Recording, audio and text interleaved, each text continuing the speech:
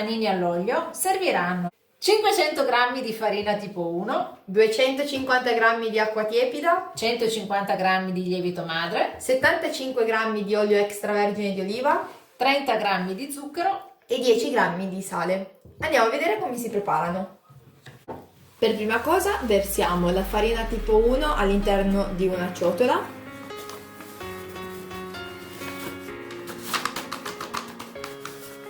E successivamente il lievito madre. Aggiungiamo lo zucchero, aggiungiamo l'olio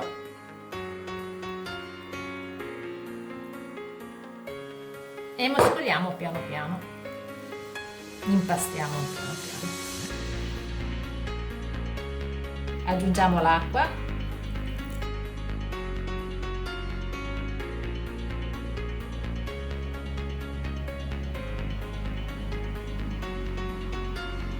Ora che gli ingredienti si sono amalgamati dobbiamo impastare bene. Come facciamo? Versiamo il nostro impasto sul tavolo, leggermente unto di olio, altrimenti si appiccicherà tutto.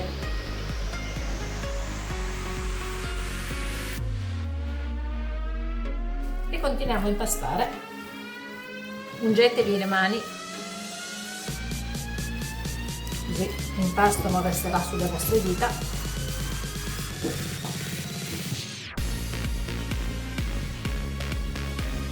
Dopo aver impastato circa 10 minuti possiamo aggiungere il sale allargando il nostro panetto e aggiungendo il sale e continuando a impastare.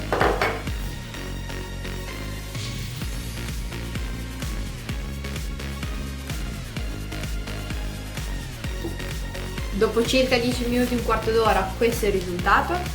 Deve essere liscio ed omogeneo.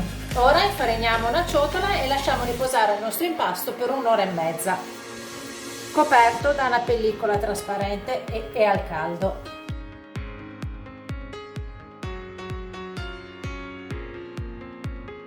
Passata un'ora e mezza scopriamo e andiamo a realizzare le nostre pagnotte. Pungiamo di nuovo il piano di lavoro, così almeno la pasta non si appiccicherà.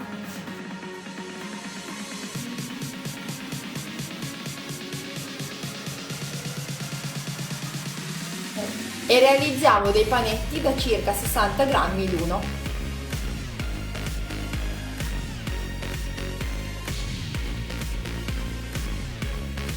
Dai panetti realizzati togliamo circa 2 etti di pasta per realizzare il lievito madre. Come si realizza il lievito madre? Andiamo a sentire come si fa.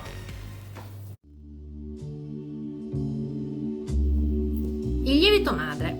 Il lievito madre è più facile farlo che spiegare come si deve fare. Innanzitutto dobbiamo tenere un pezzo di pasta di circa 2 etti dal pane che abbiamo appena fatto. Poi dobbiamo coprirlo con della pellicola trasparente e conservarlo nel frigorifero. Quando poi decidiamo di fare di nuovo il pane, il giorno prima tiriamo fuori dal frigorifero questo pezzettino di pasta che sicuramente sarà raddoppiato. Lo mescoliamo con dell'altra farina e dell'acqua, una manciata di farina e un po' di acqua, e facciamo di nuovo una pastella abbastanza morbida. Questo serve per fare riattivare la lievitazione. Fatto questo passaggio, lo copriamo di nuovo con della pellicola trasparente e lo rimettiamo nel frigorifero. Il giorno dopo, quando decideremo di fare il pane, lo tiriamo fuori e il lievito è pronto.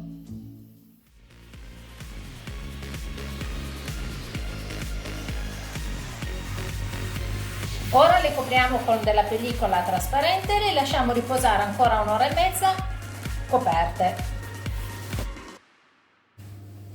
Passata un'ora e mezza togliamo la pellicola e inforniamo a 160 gradi per circa un quarto d'ora, 20 minuti.